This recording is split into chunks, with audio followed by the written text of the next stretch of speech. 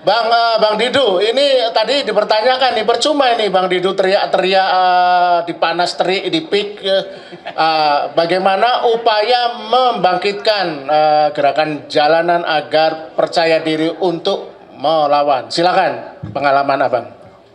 Terima kasih. Assalamualaikum warahmatullahi wabarakatuh. Saya pikir hari ini hari mengambil alih kembali negara yang sudah dikudeta oleh Jokowi dan oligarki. Karena hari ini Bung Deddy Sitorus sudah ada di sini. Kalau partai politik sudah mau ketemu oposisi, artinya ruang kebenaran mulai tersingkap di depan. Nah, selama ini kami susah sekali ketemu. Nah, sekarang sudah ketemu.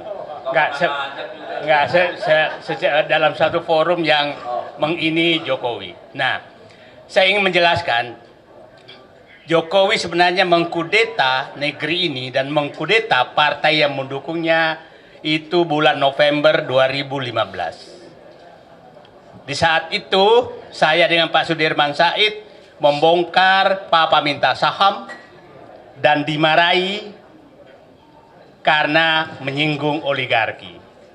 Nah, di situ saya melihat Pak Jokowi negara ini sudah dikudeta oleh Jokowi bersama oligarki. Disitulah PDIP ditinggalkan, partai-partai ditinggalkan, sehingga bulan Juli puncaknya 2016 terjadi reshuffle kabinet yang membuang semua menteri-menteri yang punya integritas. Sudirman Said, Rizal Ramli, Anies Baswedan, dan masuklah oligarki ke dalam politik. Jadi sebenarnya kita harus menganggap bahwa Jokowi sudah melakukan kudeta bersama oligarki itu 2015 dan berlanjut 2017. Setelah itu Jokowi mengabaikan semua, termasuk ketua partai yang membesarkan Jokowi sekeluarga. Sekeluarga maksudnya semua dibesarkan oleh dia. Nah, jadi kalau sakit hati kita ke Jokowi kira-kira diukur 1 sampai 10, kalau saya 5, Deddy Sitorus harinya 9, 11. Nah, itulah yang terjadi, sehingga apapun yang kita lakukan, partai-partai lakukan, itu bagi Jokowi tidak penting. Bagi Jokowi tidak penting. Konsultan politik mereka memberitahu bahwa Pak Jokowi yang penting Bapak punya uang maka semua dibereskan. Itu asumsi politik dia.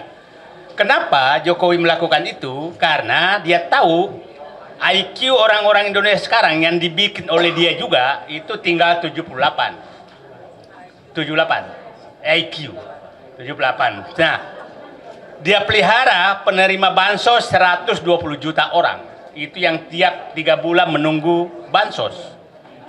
Dia rusak sistem pendidikan nasional sehingga pendidikan sekarang hanya 60% pendidikan SD ke bawah. Nah, dia tahu struktur sosial seperti itu, maka oligarki lah yang bisa menyelesaikan. Tidak butuh dia partai. Dan faktanya memang dilakukan seperti itu terus. Nah, sekarang tapi kita harus tahu, dan dia tahu bahwa partai-partai ini, ya tadi yang Pak Deddy Sitorus katakan, tidak sedikit tokohnya disuruh mengambil mangga tetangga baru dipotret, gitu kan, kira-kira begitu. Nah, baru foto itu yang dipegang, kau mencuri mangga tetangga. Nah, kira-kira itu yang dilakukan. Jadi, nah saya berharap ini masyarakat harus paham semua.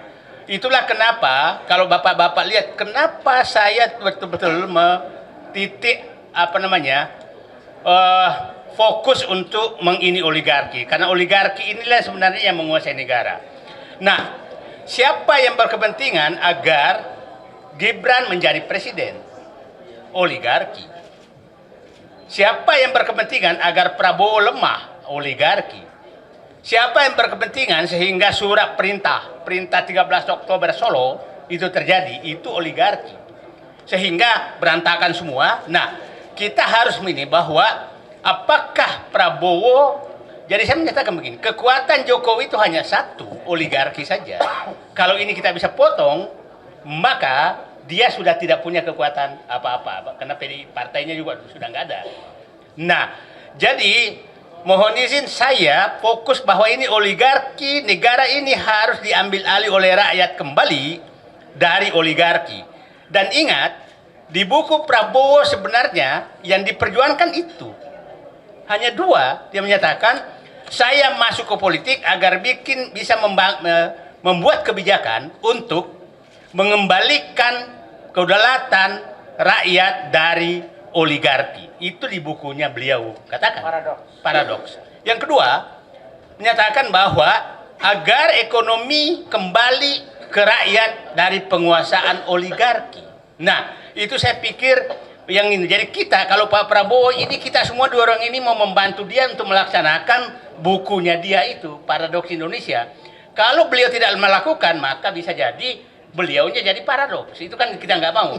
Kalau dia jadi paradoks, maka Gibran jadi presiden, gitu kan. Paradoks Prabowo. Hah? Paradoks Prabowo. Nah, tapi itu saya nggak mau karena Gibran jadi presiden, gitu. Nah, Gibran presiden bertepuk tangan oligarki Pantai Utara Jakarta. Nah, terakhir saya ingin meminta pemahaman kita bagaimana sih oligarki mencengkram negara ini dengan sangat terstruktur. Pra kemerdekaan itu oligarki itu membantu tentara rakyat memberikan makan. Dan ingat, oligarki saat itu bukan etnis yang oligarki sekarang. Saya nggak usah jelaskan supaya jelas. Jadi jangan oligarki sekarang seakan-akan berperan terhadap negara. Pada saat zaman kemerdekaan, oligarki yang etnis sekarang itu sama sekali tidak ada yang membantu tentara rakyat berjuang. Nah, Orde Lama, Bung Karno, itu oligarki yang kaya raya yang menyumbang. Monas, Garuda, itu dari Aceh. Bukan oligarki mereka. Pada saat Pak Harto itu, oligarkinya, kita sebut nama dulu Jimbaran, itu Pak Harto masih melarang mengambil tanah, masih melarang mengambil tambang, boleh berdagang, tapi di luar tidak boleh masuk ke mengambil hak-hak negara dan hak rakyat. Itu tegas, nggak bisa masuk. Nah, setelah reformasi, oligarki ini melakukan kudeta terhadap konstitusi. Dan kita harus paham, amandemen Undang-Undang Dasar 45 itu tidak lepas dari agenda mereka. Itu agenda mereka tuh, sehingga itu gampang sekali diubah. Terus setelah itu masuklah kudeta dia di 2015 oleh Jokowi. Nah, saat itu merasa bahwa ini sudah bebas sekali, maka dia ubah undang-undang apapun sesuai dengan dia, termasuk undang-undang Cipta Kerja. Itu dia lakukan. Itu adalah pesanan oligarki. Setelah itu berhasil, udah ada pasangan undang-undangnya, maka dia ubah menjadi PSN di mana-mana atas keinginan oligarki. Nah, oligarki saat ini, kalau oligarki pada saat Pak Bung Karno, saya bilang itu di halaman rumah, lempar daging masuk, lempar ayam masuk, itu di luar rumah. Pada saat Pak Harto, itu ada di pavilion, nggak boleh masuk ruang utama. Pada saat Jokowi, itu dia ngusir penghuninya yang dia ada di dalam dapur mereka. Di dapur mereka. Nah, itulah oligarki, itulah yang Nah, sekarang dia sangat berkepentingan kepada Fufu Fafa berlanjut. Jadi, yang kita lawan ini adalah mengambil kembali kudeta negara ini oleh oligarki bersama dinasti Jokowi. Itu yang kita harus ambil alih. Dan kembalikan kedaulatan kepada rakyat dengan mekanisme yang ada. Nah, itu saya mutar-mutar semua itu yang terjadi. Coba bisa bayangkan, bulan Juni, itu bulan Juni atau Juli, dulu Jokowi menandatangani, contoh saja bagaimana oligarki. Juli dia tandatangani Rempang, kerjasama Cina tentang Rempang di Cina sana, disaksikan Jokowi dan Jinping. Agustus, Menko Perekonomian Airlangga Hartarto yang tanda tangan di sana itu Bahlil. Kita harus mulai sebut nama supaya jangan mereka terus seenak aja. Nama kita harus mulai sekarang karena kita harus identifikasi siapa sebenarnya alat-alat oligarki di negeri ini dan berbungkus politik. Airlangga Hartarto Agustus menyatakan menandatangani PSN Rempang. Bahlil langsung menyatakan 22 September Rempang harus kosong. Belanda saja tidak sejahat itu di negeri ini sejak zaman dia menjajah. Kok ada orang jahat begini? Hanya sebulan rakyat harus diusir yang sudah puluhan tahun, ratusan tahun tinggal di situ. Nah, ini betul-betul menurut saya sangat berbahaya bagi bangsa ini. Kita tidak tahu, ini sedang diskusi kita di sini. Tahu-tahu nanti rumah kita sudah ditetapkan dengan PSN, maka kita digusur. Kita tidak tahu. Ya, NJOP-nya tidak. Ini semua sudah di. Jadi jangan sampai ibu merasa punya warisan ke anak ibu, padahal sudah diambil semua oligarki dengan Jokowi sebagai bonekanya. Itu yang harus kita inikan. Nah, itulah, coba bayangkan ada satu provinsi itu tanah izin macam-macam di provinsi itu ada 5 provinsi, ada satu tapi nggak bisa saya sebutkan supaya nanti dianggap provokasi lagi. Yang tanah-tanah yang diserahkan ke oligarki sudah lebih luas dari provinsi tersebut. Artinya seluruh rakyat yang tinggal di provinsi itu sudah menumpang, tinggal menunggu diusir. Jadi kalau Fufu-Fafa ini terus jadi dinasti terus, maka ini kita semua menjadi penumpang dan akan diusir oleh mereka. Itu yang harus kita harus ingat semua. Nah, itulah saya pikir. Jadi saya menyatakan Pak Deddy Sitorus, terima kasih, kami tujuan perjuangan kita sama, melepaskan negeri ini dari kekuasaan dinasti Jokowi bersama oligarki. Ya. Terima kasih. Tepuk tangan untuk Bang Said Didu. Sedikit Bung, saya perlu sedikit. Oligarki ini lintas etnik, lintas agama, lintas suku. Ya, lihat saja di kabinet sekarang tuh ada 5 menteri perwakilan salah satu juragan nih. Ya. Jadi ngacon, kenapa? Alah, kalian udah tahu pura-pura nggak tahu. Ya, yang ini saking banyaknya duit selalu nanya, gua ngerjain siapa ya besok? Ya, ini ngeri nih. Ini bisa mengendalikan banyak hal sampai dalam kabinet bisa 5 tuh barang. Jadi saya bayangkan ya, ada sebuah proyek namanya food estate di Merauke. Itu dialokasikan 6 triliun cetak sawah, irigasi dan jalan. Panjang jalan 150 km. Tahu apa isinya sepanjang 150 km? Kebun sawit 425.000 hektar. Gila nggak? Jadi jangan dikira food estate-nya yang dikejar, kagak. Yang dikejar tuh kebun sawit. Ya, PSN di PIK, Masya Allah, dari mana tuh urusannya PSN? Yang di Serpong, gimana ceritanya bisa jadi PSN? Ya banyak hal lah. Ya, jadi ini bahaya. Ya, jadi nggak ada urusannya sama etnik, karena kaki tangan oligarki pun orang kita, Pak. Ya. Tadi Bapak udah sebut nama, masih banyak kawan-kawan itu di sana. Makasih. Ya, yang menarik dari poin Bang Said Didu ini adalah tambahan ya. Mungkin judulnya perlu ditambah nanti diedit. Dapatkah Gibran dimaksudkan, Jokowi diadili dan oligarki dibasmi? Ya, yang paling penting adalah menurut saya dari uraian ini adalah bahwa sebenarnya negara Pancasila, negara Indonesia ini sekarang sudah tinggal cangkang sebenarnya, seperti zombie, karena jiwanya dikuasai oleh bayang-bayang roh-roh jahat yang tidak jelas ya.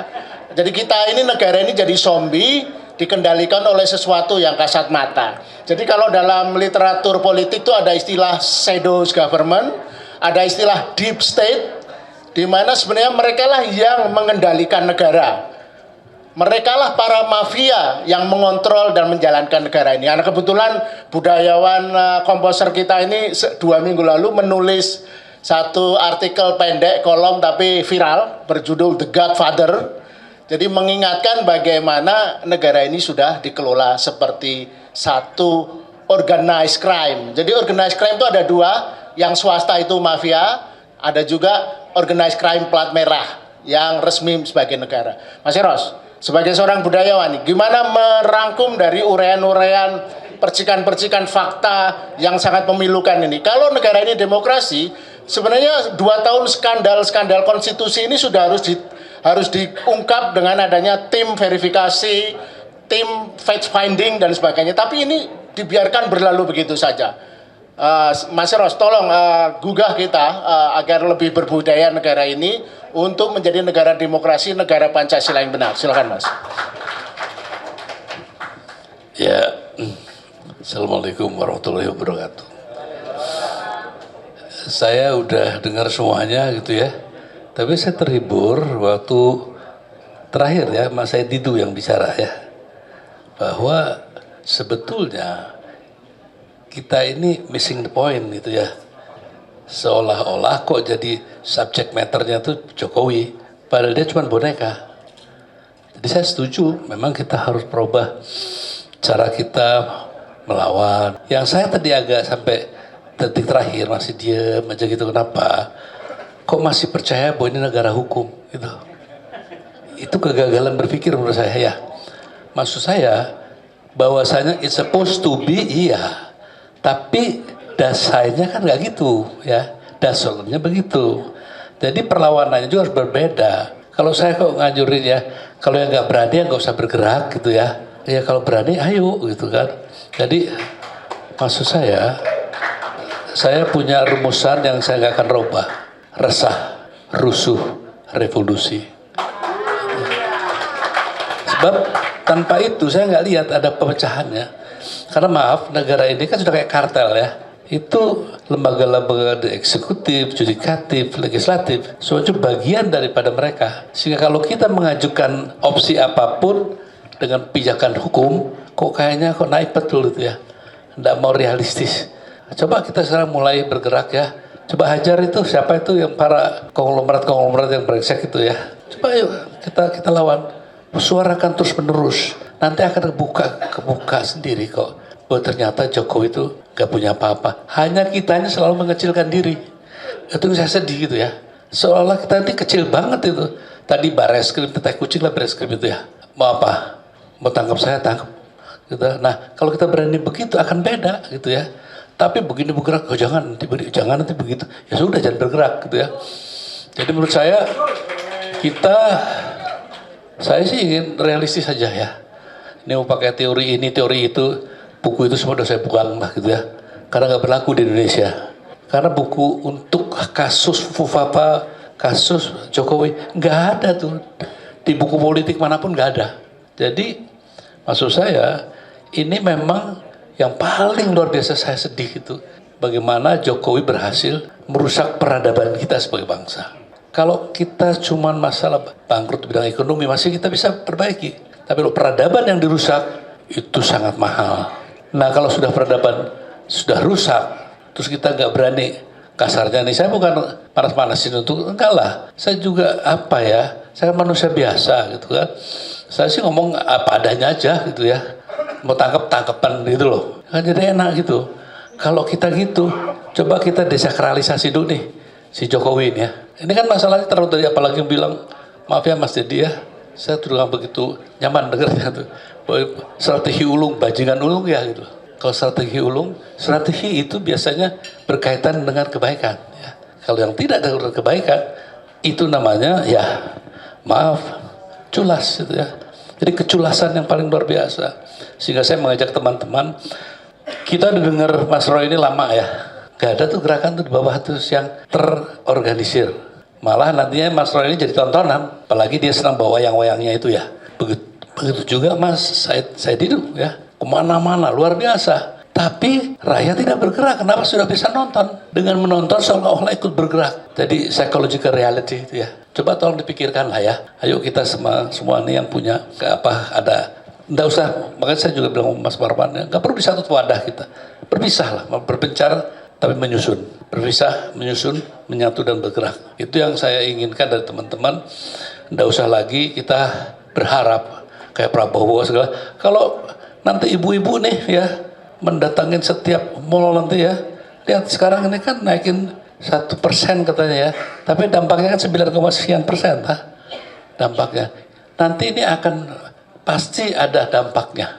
Buku juga hilangnya pekerjaan, pasti ada dampaknya. Nah kalau kita tidak siap-siap, nanti rakyat itu tidak akan terkendali. Saya kok berharap ya bahwa tidak usah takut. Kadang-kadang tuh orang takut bilang revolusi gitu, takut itu ya. Padahal Jerman itu revolusi besar sekali tuh. Waktu masuk ke Jerman Timur ke Jerman Barat bersatu, itu revolusi luar biasa. Nggak ada tuh darah berdarah ya. 17 Agustus kan begitu. Jadi kita harus berani lah. Tapi kalau masih berpikir nanti Barreskrim, nanti ini, nanti Prabowo, biarin aja lah Prabowo gitu ya. Nanti juga dia insaf sendiri kok. Kalau rakyatnya itu bergerak, dia mau apa gitu loh. Tapi saya meyakini dengan pendekatan kebudayaan ya, tidak ada catatan yang saya pernah dapat raja yang baru mau jadi bayang-bayang raja yang lama. Nah, ini pasti ada waktunya. When the time is come, pasti dia bergerak. Nah, bagaimana kita menyediakan aja vitamin-vitamin buat dia, gitu kan? Dan saya rasa kalau soal keberanian kan sudah teruji kok ya. Saya nggak mau berpijak pada legal formal. Maksud saya, yuk kita harus menjalankan negeri secara berkonstitusi. Pertanyaan saya, konstitusi yang mana? Konstitusi yang sudah didesain oleh oligarki atau konstitusi yang seperti kita yakinin bahwa seharusnya begitu. Jadi gitu aja, saya tidak bisa memberi banyak kecuali mengajak teman-teman ya. Saya kok nggak begitu suka ya memperolok-olok itu ya, nggak begitu suka saya. Bergerak menjatuhkan saya suka sekali ya. Jadi mohon coba dipikirkanlah ini ya. Saya rasa itu aja. Terima kasih Mas Lukas, saya kembalikan Sun. Ya, terima kasih Mas Eros. Khususnya Mas Eros hari ini kondisi kesehatannya kurang baik, jadi agak flu, jadi tapi tetap masih bersemangat untuk hadir dan berbicara. Tepuk tangan untuk Mas Eros. Kemarin Pileg itu sampai yang namanya Kapolda segala macam juga mengoperasi saya, tapi emang gue pikirin. Ya macam-macam lah ya, sampai hari ini kita hadapi nggak ada urusan. Jadi mungkin gini, apa sih bicara Pupu Papa sama Gibran? Nggak kelas lah bicarain. Ini kan cuma ternak gitu ya. Hulu permasalahan kita kan ada yang namanya pada Joko Widodo. Ya ini kebalikan nih kita ini kebanyakan di sini. Kalau kami kan dulu menggendong lalu nyadar, iya kan? Sementara teman-teman sebagian di sini nyadar sekarang ngegendong, nah gitu. Karena hampir tidak ada hampir tidak ada perbedaan yang terjadi selama 10 tahun Jokowi dengan kemungkinan yang akan kita hadapi tahun-tahun ke depan. Akan terjadi replikasi, repabrikasi segala hal buruk yang diwariskan oleh Mulyono. Karena 16 menteri yang ada di kabinet itu kabinet second, bukan kabinet zaken. Ya, jadi sulit kita berharap dari situ. Mana banyak yang stunting lagi. Ya kan? Jadi persoalan kita ada pada Jokowi. Jokowi harus kita akui seorang ahli strategi ulung. Mau nggak mau, iya kan?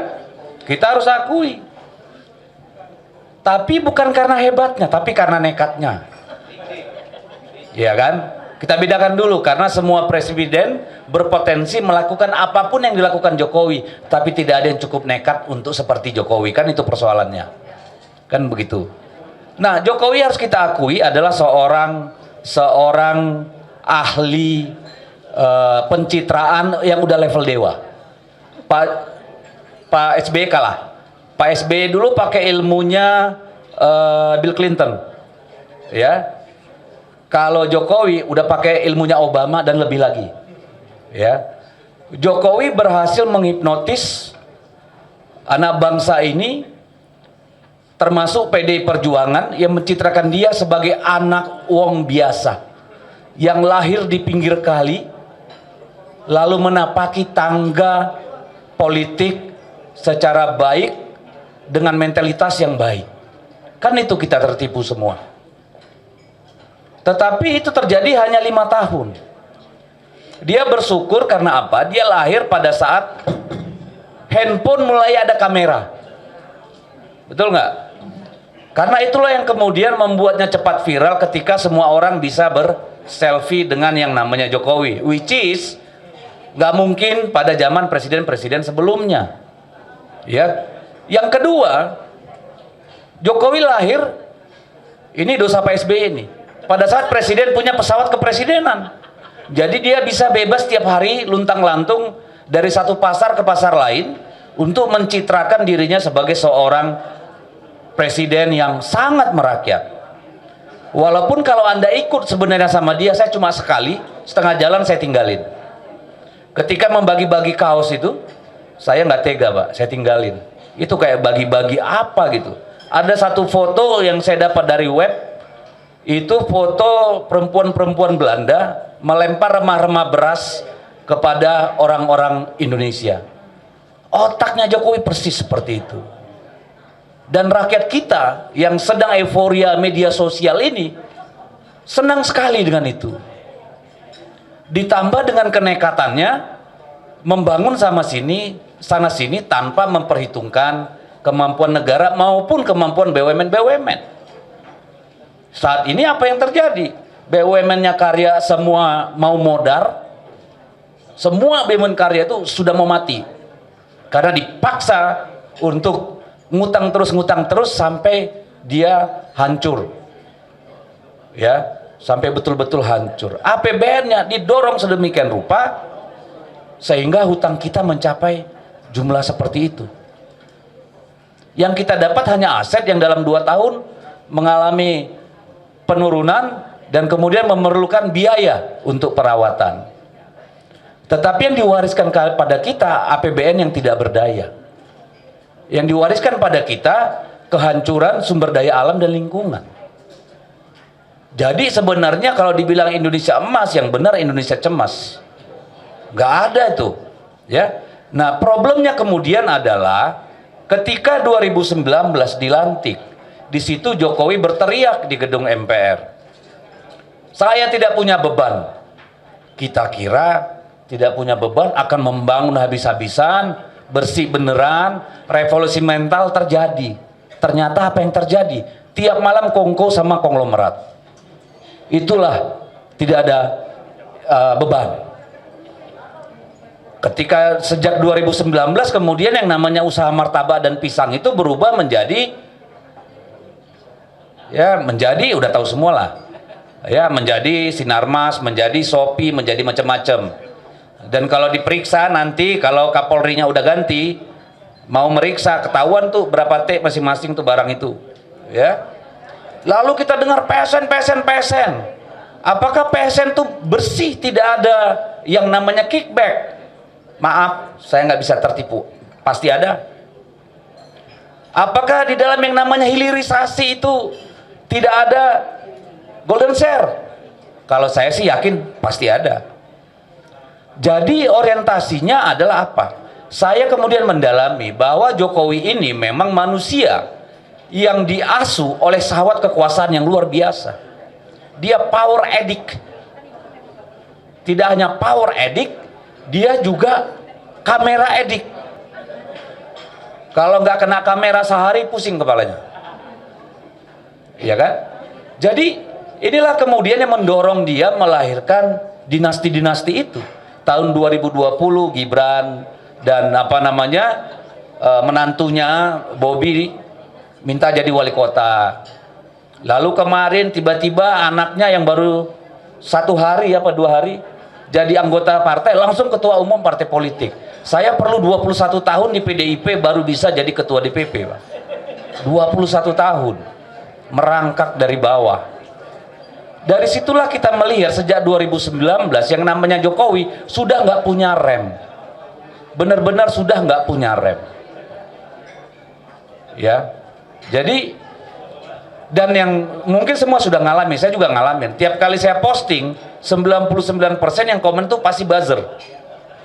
Dengan kata-kata yang hampir sama. Akunnya private, no likes. Ya kan? Video cuma 1 atau 2. Atau posting-posting hal-hal yang nggak berkaitan dengan orang yang komen, ya sampai kita harus mengebalkan diri nih supaya emang gue pikirin lu itu aja. Malah saya nganggap itu sebagai olahraga jempol. Blok, blok, blok, blok, blok. Jadi inilah kondisi kita. Ini harus diputus. Yang namanya Jokowi ini harus selamat datang Bung Ferry. Yang namanya Jokowi beserta turunannya ini dalam artian kebiasaan-kebiasaannya ini harus diputus. Tidak saja Gibrannya, tetapi kecenderungan mengubah negara ini dari restart menjadi mastad, dari negara hukum menjadi negara kekuasaan. Hari-hari ini Bapak dan Ibu, kita sedang mengalami pilkada, dan pada detik ini sedang berlangsung kejahatan luar biasa di bidang pemilu di seluruh Indonesia. Tadi pagi aja kami menemukan di beberapa kota dan kabupaten di Sumatera Utara pembagian beras dan uang, berasnya ditaruh nama BN, Beras Nusantara. Tapi kan kita tahu BN itu siapa? Ya kan, orang bisa berspekulasi itu Bobi Nasution. Ya iyalah, masa ada orang yang BN tiba-tiba ngasih beras ke sana kemari? Kita aja belum tentu mau kasih beras sama tetangga. Nama berasnya BN, duit cepek. Kan gitu nih. Yang bagi siapa? Camat, kepala desa, kepling kalau di sini ketua RT. Kan gitu nih. Berasnya pun ditaruh di rumah orang tua camat. Jadi di Sumber ini sedang luar biasa ini. Jam-jam ini. Di Jakarta juga sama. Ya. Kemarin karena Mas Pram dan dulu itu meninggalkan yang namanya RK, kepanasan tuh di sana itu, di Solo, ya. Lalu menugaskan salah seorang, saya dengar, ngumpulkan para naga-naga untuk ngumpulkan sumbangan. Dan yang kita lihat berhamburanlah yang namanya sembako sekarang sampai detik ini di Jakarta. Di provinsi-provinsi lain, ini PJ-PJ ngumpulin dinas, tenaga desa, segala macam untuk mengarahkan kepada calon-calon tertentu. Jadi hukumnya udah rusak.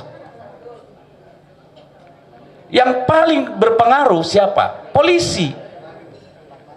Yang sekarang sedang melakukan kejahatan terhadap republik ini adalah oknum-oknum polisi. Ya, kalau oknum banyak terserah apa masih oknum namanya apa enggak. Ya kan? Ya, partai coklat lah katanya. Lalu yang kedua siapa? PJ kepala daerah. Karena hampir semua daerah ini PJ. 99% ini oleh PJ. PJ ini geraknya gila-gilaan, Pak. Ya.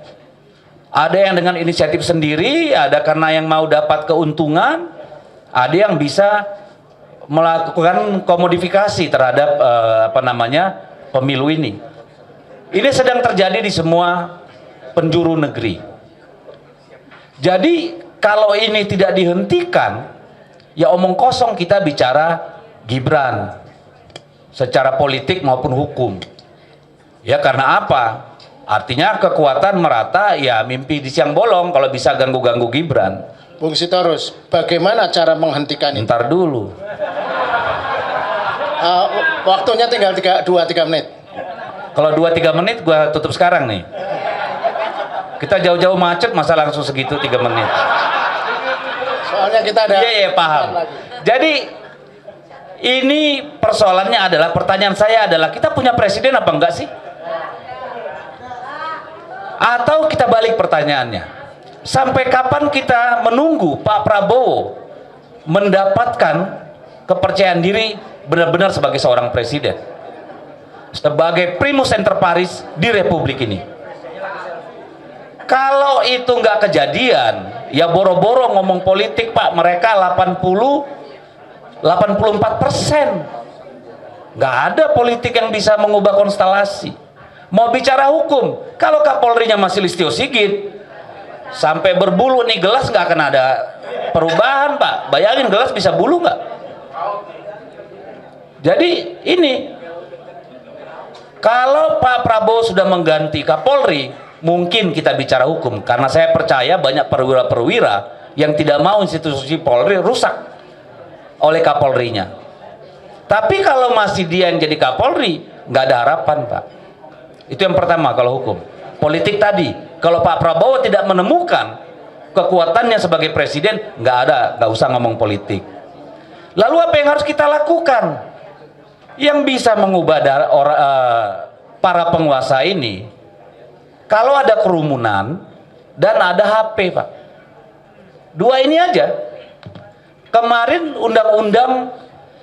revisi undang-undang pilkada yang bermaksud membegal putusan Mahkamah Konstitusi bubar jalan gara-gara apa? Banyak orang berkumpul di depan gedung DPR dan di berbagai kota, bubar jalan. Bubar jalan.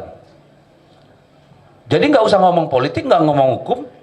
Bisa nggak kita bawa orang sebanyak-banyaknya? Saya kira bubar tuh. Kenapa? Karena semua yang dukung ini juga saya kira tidak dengan hati yang bersih.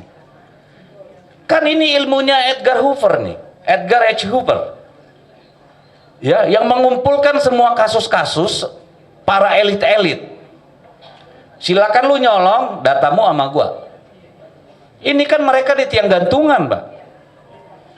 Jadi kalau dibilang mereka dukung Jokowi itu dengan tulus ikhlas, enggak. Semua pada takut. Karena apa? Ya banyak dosanya. Kalau nggak ada dosanya, emang takut. Kayak Bu Mega misalnya, emang gue pikirin, suka lu, panggil gue katanya sama Kapolri. Kan gitu nih. Jadi perubahan itu hanya akan dimungkinkan di jalanan, Pak. Saya tidak menyuruh orang ke jalanan, tapi kan ditanya tadi ya, gimana caranya mengubah? Ya orang di jalan. Yang ditakuti cuma itu. Nggak ada yang lain. Ya. Jadi mari kita coba dari sini 100 orang, nanti 1.000 orang, lalu 10.000 orang, mulanya di Jakarta, lalu Bandung, Surabaya, dan seterusnya. Hanya itu yang akan mengubah negara ini. Kalau tidak, apa yang kita alami 10 tahun Jokowi hanya akan diulang pada tahun-tahun mendatang. Iya kalau masih Pak Prabowo jadi presiden. Kalau 2029 yang menang Gibran gimana dong? Kan ini pilkada sedang diatur-atur supaya semua jadi anak buahnya. Dalam artian bisa nanti menguasai negara dong. Jadi kalau tidak sekarang memang nggak ada kesempatan lain. Salah satu cara mengubah itu, langkah pertama adalah memastikan di pilkada bukan calon-calon yang didukung oleh Mulyono. Kan gitu nih. Karena ada pepatah Cina bilang, terima kebaikan orang, Anda kehilangan kemerdekaan. Lah bayangin orang kayak Lutfi, kayak RK, bukan minta dukungan rakyat, minta dukungannya Mulyono. Sampai kayaknya Jokowi itu buka jasa titipan tuh, Justip pilkada. Gila kan? Jadi saya kira bagi orang-orang bernalar, kita di persimpangan jalan, Pak. Kalau yang namanya institusi kekuasaan, institusi pemerintahan, elit-elit politik sudah mengangkangi, menepis aturan, undang-undang, konstitusi, membegal MK-nya, MA-nya, lantas harapan apa lagi yang kita punya? Jaga mulut baik-baik, jangan kepleset, kan cuma itu doang. Kalau lu jadi bandit bisa hidup. Hidup lu. Tinggal jilat sana sini, lu survive. Tapi sekali Anda bicara kebenaran, ya siap-siap. Berhadapan dengan Bareskrim, berhadapan dengan KPK, berhadapan dengan kejaksaan. Kan itu nih. Ini lebih parah dari zaman Soeharto loh. Gila aja kita ini. Setbacknya. Tapi juga ini mungkin peluang bagi kita untuk nanti cuci darah, Bung Ferry. Dengan syarat Pak Jokowi lagi. Pak Prabowo menemukan itu tadi, pusakanya sebagai presiden itu. Karena pusaka itu kayaknya masih ditarik-tarik sama Pak Jokowi. Belum dipegang penuh tuh. Saya pribadi, saya tersinggung ketika Pak Prabowo diperlakukan kayak begitu di Solo untuk dukung Jawa Tengah itu. Itu keterlaluan. Itu bukan hanya menghina Pak Prabowo sebagai pribadi, tapi lembaga kepresidenan loh. Which is Gak masuk akal buat saya. Bayangkan kalau seorang presiden bisa diperlakukan seperti itu, apalagi kita ini diinjak, Pak. Kan itu nih problemnya. Jadi itu kesimpulannya, Pak Lukas. Siap. Jangan berharap perubahan secara politik maupun secara hukum yang mungkin hanya ketika rakyat mengatakan cukup, muat, dan seperti Uju Tukul bilang, lawan. Terima kasih para senior yang hadir di ruangan ini, Bang Eros, Mbak Bibip, Pak Roy, Bang Dedi, beliau yang akan segera kita pertahankan, Pak Saididi. Assalamualaikum warahmatullahi wabarakatuh. Saya mohon maaf terlambat karena sedang launching hasil penelitian dari tadi pagi dan baru selesai. Judul penelitiannya cukup menarik, mudah-mudahan nanti juga bisa baca. Judulnya Jokowi Prabowo Incorporated. Titik 2, kecurangan pilkada rasa pilpres, kurang lebih begitu ya. Itu yang tepuk tangan belum baca sudah tepuk tangan. Bisa Berarti diakses sudah di tahu mana isi. itu? Berarti sudah tahu isinya. Tolong linknya di-share nanti. Nanti saya share insya Allah. Itu ada 2 penelitian soal kerjaan-kerjaan kecurangan selama pilkada ini dan juga soal politik gentong babi. Nah, penelitian soal gentong babi agak panjang, nanti silakan dinikmati betapa menderitanya berdemokrasi di Republik kita. Salah satu yang menarik, Bang Dedi, ternyata menjelang pilkada ini, Menteri Dalam Negeri mengeluarkan surat edaran yang isinya melarang bansos selama pilkada, tanggal 13 kemarin. Keluar bentuknya surat edaran, padahal perintah Mahkamah Konstitusi itu peraturan. Tapi keluar surat edaran pun tetap melanggar, nah, itu hebatnya. Jadi surat edarannya untuk apa gitu ya. Nah, kekacauan ini sebenarnya mengikuti kekacauan di Pilpres kemarin yang luar biasa. Tidak sekedar kecurangan pemilunya yang luar biasa, tetapi bagaimana manipulasi yang diciptakan oleh sebuah keluarga dengan anak keturunannya agar bisa bertarung dan bisa memenangkan pemilu secara curang. Hanya saja sayang forum sebanyak ini dan saya pikir sebagian besar aktivis masih menggunakan judulnya tanda tanya gitu ya. Dapatkah Gibran dimakzulkan dan Jokowi diadili? Jawaban hukumnya bisa dapat, bisa tidak gitu ya. Saya pikir judulnya adili Jokowi dan kroni-kroninya serta makzulkan anaknya.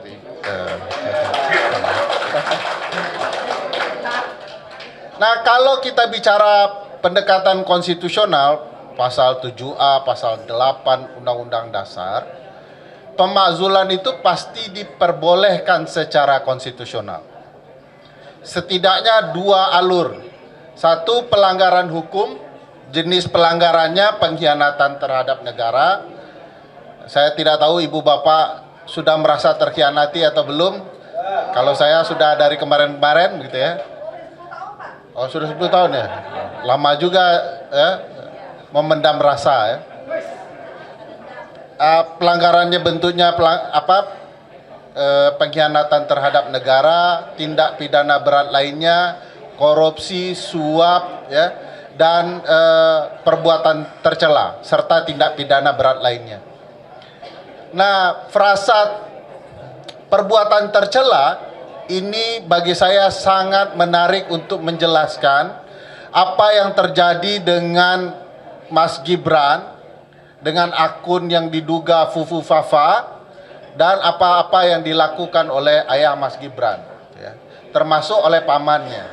Kalau kita baca apa itu maksud perbuatan tercela di dalam Undang-Undang Dasar, sebenarnya kita bisa baca ketentuan pasal 169 Undang-Undang Pemilu, Undang-Undang Nomor 7 Tahun 2017. Ya. Di dalam pasal 169 itu ada syarat seseorang kemudian tidak lagi dianggap memenuhi syarat untuk menjadi presiden atau wakil presiden yang berkaitan dengan Undang-Undang Dasar. Salah satu yang penting yang ibu bapak perlu simak adalah bunyi dari pasal 169 huruf E. Bunyinya kurang lebih begini. seseorang itu tidak bisa menjadi calon presiden atau calon wakil presiden atau dapat dimakzulkan jika dianggap tidak lagi mampu secara jasmani dan rohani. Nah, ini yang selalu di mana-mana oleh Pak Roy Suryo dibicarakan. Ini orang terganggu nggak jasmani dan rohaninya? Tapi ada lagi kalimat lanjutannya, serta tidak kemudian terkait dengan kejahatan narkotika.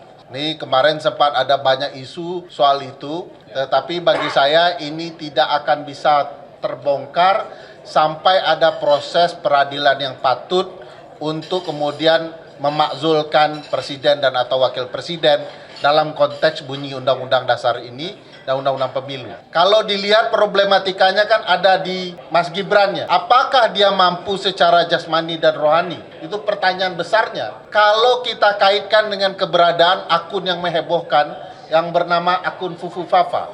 Bayangkan satu republik sudah heboh soal akun siapa pemilik sesungguhnya, tetapi sama sekali tidak ada pembuktian. Wakil presiden semestinya tersudut. Semestinya dia mengatakan, saya bukan pemilik akun Fufafa. Dia sudah mengatakan begitu ya. Tanyakan kepada pemiliknya, kurang lebih kan begitu.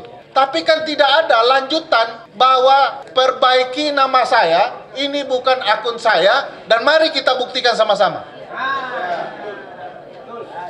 Yang saya khawatirkan, jangan-jangan akun itu adalah memang akunnya Mas Gibran. Kalau pakai kemampuan dari netizen di media sosial, netizen sudah membuktikan dalam konteks versi mereka bahwa akun ini dimiliki oleh seseorang yang patut diduga adalah Mas Gibran. Sebagai wakil presiden dan berbagai para pendukungnya, sama sekali tidak ada terbersit ya, untuk membuktikan sebaliknya. Jadi sudah ada nih nuansa bahwa tudingan bahwa dia adalah pemilik akun Fufu Fafa tidak mampu dibantah oleh wakil presiden, para pendukungnya, bahkan oleh negara. Nah, timbul pertanyaan besar, bagaimana membongkar kebenaran ini? Yang saya paham dengan Mbak Bibip adalah prosedur hukum. Harus ada upaya pembuktian. Ya. Nanti langkahnya bisa sangat politis, tapi yang kami paham adalah prosedur hukum.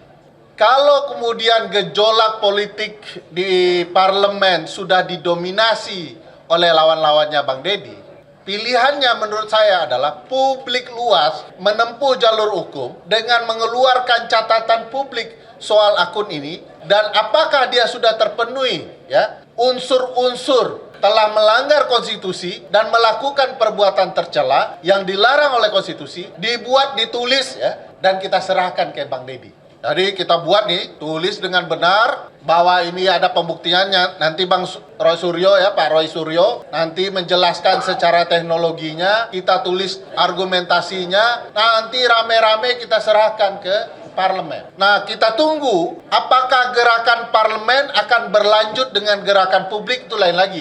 Tapi kalau gerakan parlemen harus berlanjut di parlemen untuk kemudian dihantar ke Mahkamah Konstitusi, menurut saya penting. Kenapa penting? Kalau kemudian data dan penjelasan ilmiah soal keterlibatan akun Fufu Fafa yang kemudian dikatakan telah melakukan perbuatan tercela yang tidak patut dilakukan oleh wakil presiden, itu dibawa ke forum privilegiatum namanya, forum khusus di Mahkamah Konstitusi, maka di sana mungkin kita bisa bongkar berbagai kejahatan pemilu lainnya yang dilakukan oleh Fufu Fafa maupun oleh bapaknya. Jadi penting juga tuh Bang Deddy selain memastikan publik juga menekankan ini untuk disuarakan lebih besar gaungnya, juga parlemen memastikan ada upaya secara parlemen bahwa bukti-bukti ini harus diselidiki oleh parlemen dan nanti akan berlanjut ke Mahkamah Konstitusi. Kita kan mau dengar di Mahkamah Konstitusi apa pembelaannya, kok nomor teleponnya sama. Kok kalau dikirim mengarah kepada nomor teleponnya, kok nomor telepon itu terdaftar ketika dia mengajukan diri menjadi wali kota Solo? Bagaimana dia membantah?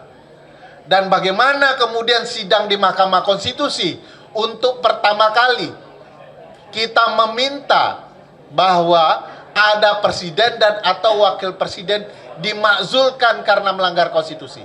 Kalau enggak, pasal ini tidak pernah akan terpakai. Ya, sekaligus menarik ya, apakah Uncle Usman akan terlibat lagi atau tidak terlibat? Pertimbangan Uncle Usman ini penting untuk menarik gejolak publik, Bang Deddy, karena keterlibatan Uncle Usman meloloskan keponakannya itu memancing gaung publik untuk bersatu. Ya, makasih juga ke Uncle Usman itu. Publik tiba-tiba bergerak, tidak diam, ya, mempermasalahkan itu. Siapa tahu kalau perkara ini diajukan ke Mahkamah Konstitusi, Uncle Usman kan bingung ya, mau bela ponakan, sudah kadung ketahuan gitu ya, atau kalau mundur nanti keponakannya bisa diimpeach. Menarik juga bagi saya kalau kasus ini sampai ke MK. Kita lihat sejauh mana dominasi keluarga ini. Nah, ini catatan penting, besok pagi super penting bagi publik. Kenapa super penting? Karena besok pagi akan memperlihatkan apakah dominasi dinasti Mulyono masih bisa mengendalikan berbagai permainan politik atau tidak. Ngaku-ngakunya sudah ada 80 calon kepala daerah meminta support dari dia. Kalau data yang kami telusuri hanya 20 saja. Kalau bisa 20-20-nya pastikan kalah. Karena itu akan membantu Pak Prabowo percaya diri bahwa dia adalah presiden. Kalau tidak, dia tidak akan pernah bisa percaya diri bahwa dia presiden. Dia akan merasa dia jadi presiden karena pertolongan Mulyono. Saya juga heran, walaupun pertemuan di luar negeri kemarin sangat penting ya, ada OPEC, ada COP dan segala macam gitu ya, yang sangat penting untuk dihadiri seorang presiden. Tapi kemarin itu seolah-olah memberi panggung bagi presiden lalu dan anak presiden untuk kemana-mana. Salah satu kebohongan anak presiden yang menurut saya menarik sebagai sesuatu yang kita telusuri, jangan-jangan memang Pak Prabowo ini belum merasa dirinya sebagai presiden, adalah ketika pernyataan dari Mas Gibran yang mengatakan segala program adalah program presiden. Nah, presiden yang mana belum tahu kita. Dia bilang begitu, bahwa kita akan menjalankan program presiden. Tapi yang dia launching adalah lapor wakil presiden. Kalau dia betul-betul mau mensupport presiden, mensupport Pak Prabowo, mestinya yang dia launching adalah lapor presiden. Jadi jangan-jangan bahasa bahwa segala program adalah program presiden, saya tegak lurus kepada presiden, saya akan dukung presiden. Di balik itu dia sibuk mempersiapkan kampanye menuju 2029. Kalau dia sedang mempersiapkan itu, yang menderita bukan hanya Bang Deddy Sitorus, kita semua juga ikut menderita. Jadi bagi saya kesalahan konstitusional yang dia lakukan dengan menunjuk, saya menderitanya selama dia memerintah. Nyepokin dulu kerja saya. mulai ada pengakuan-pengakuan dosa. Saya pikir ya, ini penting bagi kita untuk memastikan penegakan apa yang diatur di konstitusi betul-betul bisa berjalan dengan fair. Kalau tidak, selama-lamanya pasal ini hanya akan jadi kuburan saja. Percuma tuh Pak Said Didu, percuma tuh Bang Deddy Sitorus, percuma Bang Roy Suryo, apalagi Mbak Bibip lebih percuma lagi buat film gitu ya, Bang Eros Jarot dan lain-lain. Percuma ibu bapak sekalian bicara soal negara hukum, negara konstitusional, karena di depan kita ada pelanggaran konstitusional dan ini kita diamkan saja, tidak ada gerakan simultan dari publik untuk memastikan konstitusi kita ditegakkan. Bukan kehendak rakyat yang namanya keluarga Mulyono. Saya pikir itu. Terima kasih. Assalamualaikum warahmatullahi wabarakatuh. Terima kasih, tepuk tangan untuk Bung Ferry. Baik, terima kasih. Selamat siang. Assalamualaikum warahmatullahi wabarakatuh. Menjawab pertanyaan Mas Lukas tadi, saya kira ada 4 hal yang ingin saya bicarakan ya. Yang pertama, aspek hukumnya Fufu Fafa. Kedua, aspek hukumnya bapaknya. Dan yang ketiga nanti saya kasih kerangka sedikit soal negara hukum. Dan yang keempat nanti saya kasih yang agak di luar hukum tapi membuat kita agak kesulitan bergerak. Nah, jadi pertama, aspek hukum Fufu Fafa. Jadi kalau persoalannya tadi sudah diurai dengan sangat baik ya. Jadi saya nggak akan mengulang. Tadi sudah banyak sekali yang ditampilkan, semua bukti dan lain sebagainya. Dan saya setuju dengan Mas Dedi bahwa pasti Pak Prabowo bukannya nggak tahu, ya nggak mungkin lah, kan semua aparat negara itu lapornya kepada presiden pada akhirnya. Dan sebelum itu pun kita semua paham bahwa tangan-tangan dan jaringannya Pak Prabowo juga sangat kuat pun sebelum jadi presiden. Jadi kalau dia nggak tahu ya nggak mungkin. Nah, jadi pertanyaannya adalah kenapa sampai sekarang dan sampai pelantikan belum ada tindakan apapun dari kekuasaan itu sendiri. Nah, jadi Ibu dan Bapak sekalian, saya ingin membahasnya pertama-tama dari aspek timeline dulu deh. Dan kita semua tahu pilkada ini juga luar biasa, nggak kaleng-kaleng. Ini semua, maksud saya pilkada serentak yang luar biasa banyak dan sangat kelihatan tuh antara yang didukung oleh kekuasaan, bahkan kalau saya hobinya sambil jogging tuh dengerin bocor alus ya. Jadi saya dengar bocor alus yang Sabtu kemarin tuh ada acara di mana ada yang ke Solo lah gitu berkonsultasi. Dan kemudian setelah itu sampai ada yang sudah beredar ya suratnya. Surat, bayangkan sudah nggak malu-malu bahkan untuk mengeluarkan surat resmi pakai kop, walaupun kopnya bukan gambar Garuda tapi nama. Tapi kan artinya ada yang memang sedang betul-betul dipertaruhkan paling tidak sampai besok. Atau sampai semua kepala daerah selesai urusannya bahkan di Mahkamah Konstitusi. Jangan lupa nanti ada sengketa pilkada kan segala macam. Nah, jadi itu satu ya timeline pertama. Timeline 1B-nya adalah kalau kita semua melihat, kita selalu ngitung 100 hari, 100 hari, 100 hari. 100 harinya Ibu dan Bapak sekalian dan kawan-kawan, kita harus hitung dengan memperhitungkan pilkada, tapi juga dengan memperhitungkan aspek-aspek lainnya untuk menjaga supaya ada kestabilan politik. Paling tidak di mata pemerintah yang sekarang. Kestabilan politik ini kelihatan sekali mau dijaga dengan rapi. Kita tahu sekarang ada kantor komunikasi presiden yang lebih rapi dengan segala macam ininya ya, jajarannya kita semua tahu, banyak kawan-kawan kita juga di situ. Jadi ingin dijaga betul dan teman-teman dan Ibu Bapak ingat bahwa ada laporan juga bahwa ada permintaan misalnya kepada Komnas HAM, paling tidak itulah yang diberitakan oleh Tempo, meminta supaya kasusnya Cak Munir itu jangan diapa-apain dulu paling tidak sampai 100 hari. Jadi mau dijaga betul kestabilan politik dalam tanda kutip. Nah, jadi itu yang harus kita baca untuk menjawab pertanyaan, apakah nanti akan ada sesuatu setelah 100 hari? Itu satu ya pertanyaan pertama. Pertanyaan keduanya adalah sesuatu itu apa? Nah, jadi yang dipaparkan oleh Mas Roy tadi, sebenarnya saya mau bilang, kita jangan berharap sama pidana, Mas Lukas. Karena kalau pidana, kita mau pakai apa? Pasal apa? Penghinaan presiden. Pembuktiannya luar biasa. Ibu Bapak ngomong-ngomong soal itu ya, saya tuh baca putusannya Bawaslu ketawa tuh yang apa tuh bikin video tuh katanya nggak bisa kena karena kalau dibuatnya videonya hari Minggu katanya gitu ya. Artinya presidennya lagi nggak jadi presiden.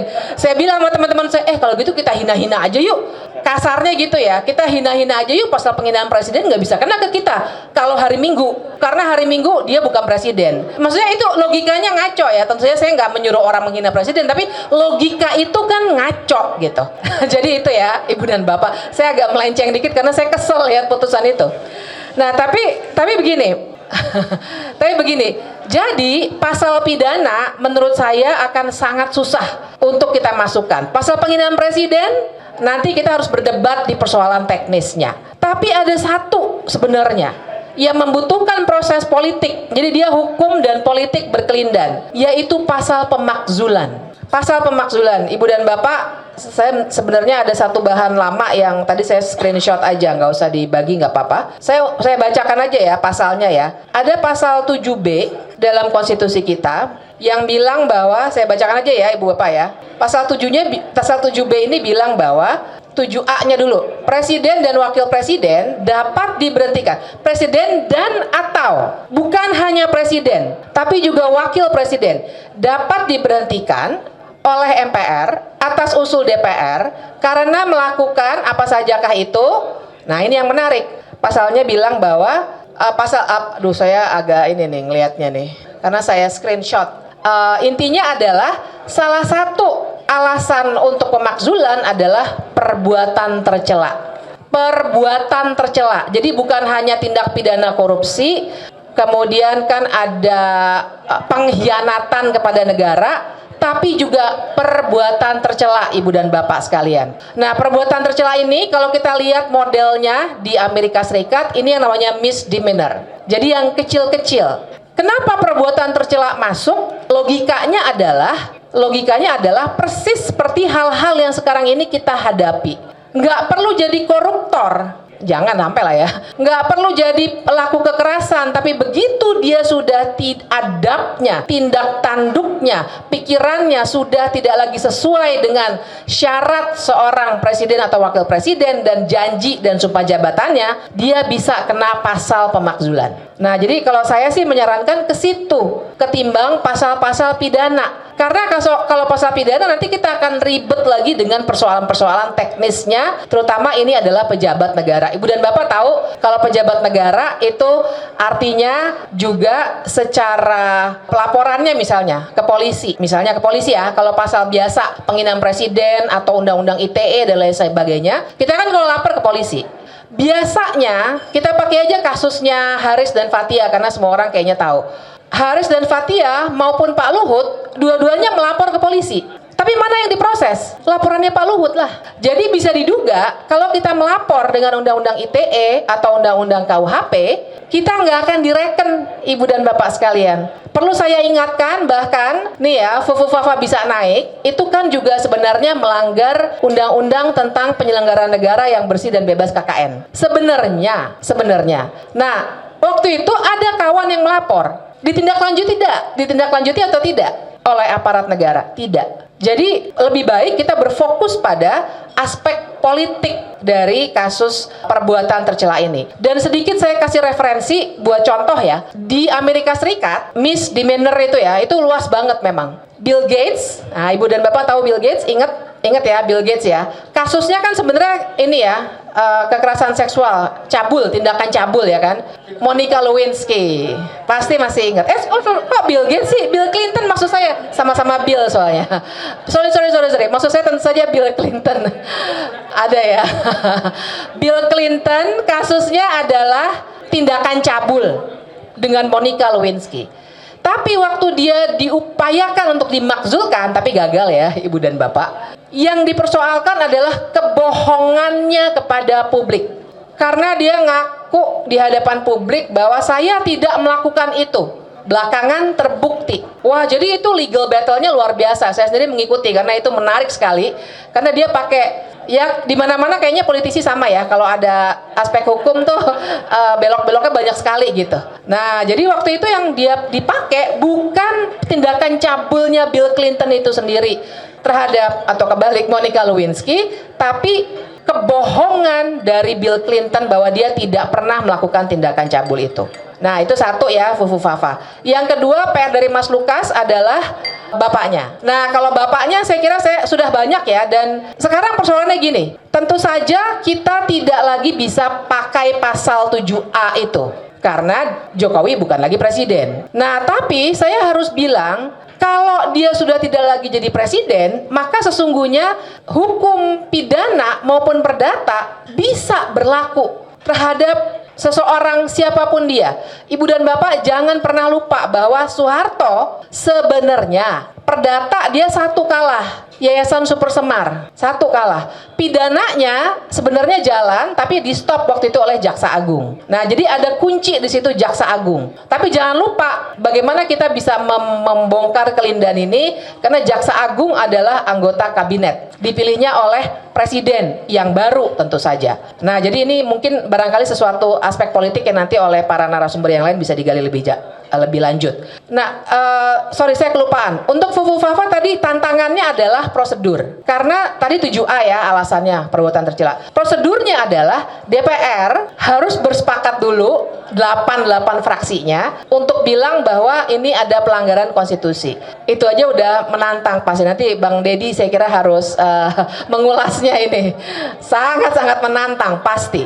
Kalau DPR sudah setuju, DPR harus mengirimkannya ke Mahkamah Konstitusi. Mahkamah Konstitusi akan memeriksa secara hukum. Kalau terbukti, nah mungkin nanti Mas Roy bisa dipanggil oleh Mahkamah Konstitusi, maka Mahkamah Konstitusi akan ngirim balik ke DPR, kemudian DPR bikin sidang MPR. Berarti DPR-nya sekarang plus DPD 2/3 harus setuju untuk memakzulkan. Nah, jadi tantangan politiknya luar biasa besar. Tapi saya taruh aja dulu di atas meja, nanti kita diskusikan. Karena menurut saya barangkali ini juga sesuatu yang harus kita olah, bukan hanya politik formal. Tapi masuk saya poin yang berikutnya. Persoalan kita adalah jangan sampai kesalahan-kesalahan baik oleh Fufu Fafa maupun oleh bapaknya itu kita diamkan dalam konteks negara hukum.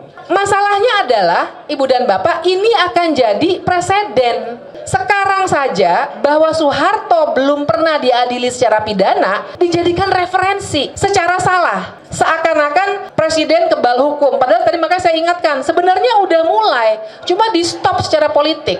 Nah, yang saya khawatirkan kalau kita bahkan tidak memulainya, yang akan terjadi adalah bangsa ini akan selalu mengingat bahwa kekuasaan tidak bisa dicek. Dan ini bahaya buat kita ke depannya. Dan yang terakhir, tadi saya poin terakhir gini.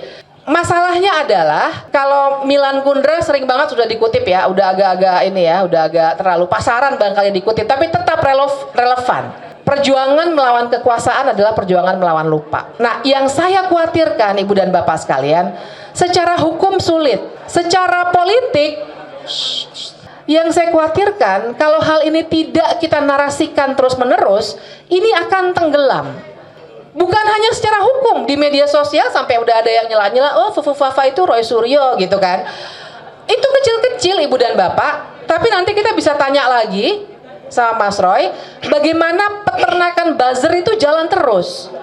Barangkali di sini juga ada.